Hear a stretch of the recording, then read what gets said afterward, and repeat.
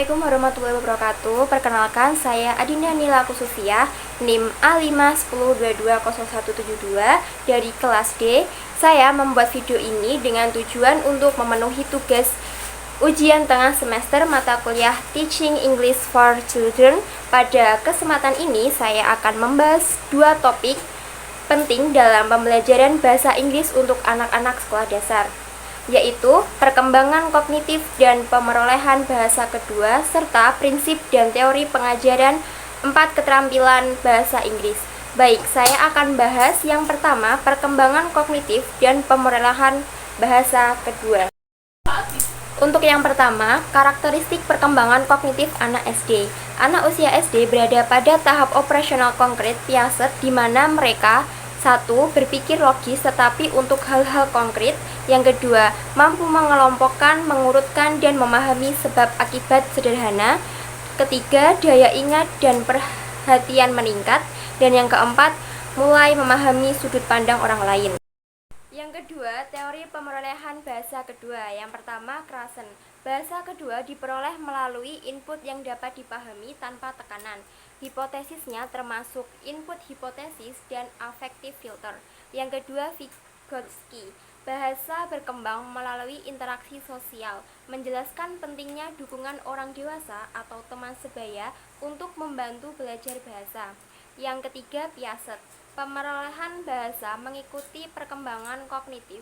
Bahasa adalah hasil dari kemampuan berpikir anak. Kemampuan berbicara baru muncul setelah anak memahami konsepnya. Yang ketiga, hubungan dengan kemampuan anak SD belajar bahasa Inggris. Yang pertama, Krashen. Anak SD perlu diberikan input bahasa Inggris yang mudah dipahami dan lingkungan yang mendukung tanpa tekanan agar mereka menyerap bahasa secara alami. Yang kedua, Vygotsky.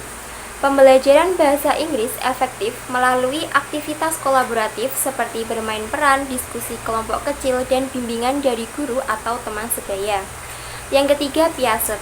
Karena berpikirnya masih konkret, anak SD membutuhkan pembelajaran bahasa Inggris melalui aktivitas nyata, misal benda asli, gambar, permainan, untuk mengaitkan kata dengan pengalaman konkret. Untuk topik yang kedua, yang pertama, prinsip mengajar 4 keterampilan bahasa Inggris. Yang pertama, listening atau mendengarkan. Berikan input yang jelas dan dapat dipahami, mulai dari mendengarkan secara umum, lalu ke detail. Gunakan beragam sumber suara, tidak hanya dari guru. Yang kedua, speaking atau berbicara. Fokus pada keberanian berbicara, bukan hanya ketepatan. Berikan banyak kesempatan untuk latihan spontan. Dorong interaksi alami, bukan hanya hafalan. Yang ketiga, reading atau membaca. Kembangkan keterampilan memahami makna global sebelum detail. Pilih teks yang sesuai tingkat kemampuan anak. Ajarkan strategi membaca seperti memprediksi isi bacaan. Yang keempat, writing atau menulis. Mulai dari menulis kalimat sederhana, dorong penggunaan kosakata dan struktur yang sudah dipelajari. Berikan contoh modeling sebelum meminta anak menulis. Yang kedua, contohnya aktivitas sederhana. Keterampilan listening itu aktivitas sederhananya mendengarkan lagu bahasa Inggris sederhana dan menjawab pertanyaan gambar.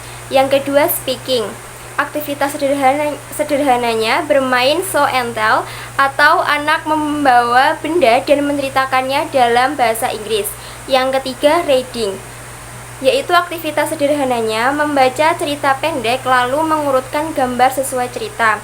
Yang keempat, writing, itu aktivitas sederhananya yaitu menulis kartu ucapan sederhana happy birthday, thank you dalam bahasa Inggris.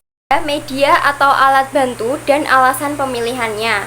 Media atau alat, lagu anak berbahasa Inggris.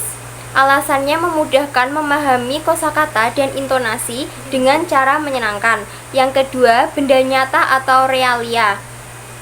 Itu alasannya membantu anak menghubungkan kata dengan objek nyata atau konkret. Yang ketiga, gambar. Alasannya memudahkan pemahaman cerita dan memperkaya kosakata. Yang keempat, contoh teks sederhana. Alasannya memberi gambar nyata tentang bentuk tulisan yang diharapkan.